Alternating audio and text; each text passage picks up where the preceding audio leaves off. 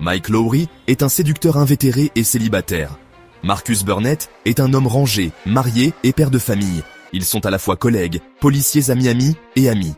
Avec toutefois des méthodes d'investigation radicalement opposées, ce qui rend parfois leur relation explosive. 100 kilos d'héroïne pure sont dérobés dans les locaux de la brigade des stupéfiants de Miami, provoquant la colère du capitaine Howard.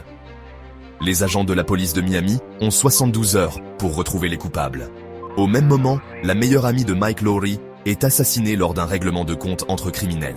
Une jeune femme présente sur le lieu du crime parvient à s'échapper et prend contact avec la police. En tant que témoin, Julie Mott ne veut avoir affaire qu'à Mike et personne d'autre. Celui-ci étant indisponible, c'est Marcus qui se rend chez elle en se faisant passer pour son collègue. Les deux hommes vont ainsi échanger leurs identités pendant la durée de l'enquête. Bad Boys 2.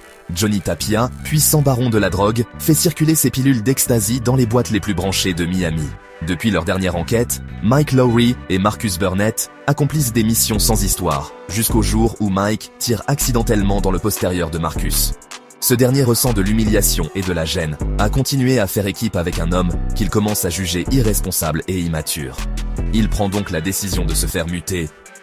En attendant, Marcus reçoit la visite de sa sœur Sid. Celle-ci est en fait un agent de la DEA à Miami pour coincer Johnny Tapia en jouant les agents doubles dans une opération de blanchiment d'argent. Après une course-poursuite à laquelle Marcus et Mike se retrouvent accidentellement mêlés, Marcus découvre la vérité sur sa sœur Sid et décide donc de l'aider afin de venir à bout de vaincre Johnny Tapia, connu pour être intouchable par la justice.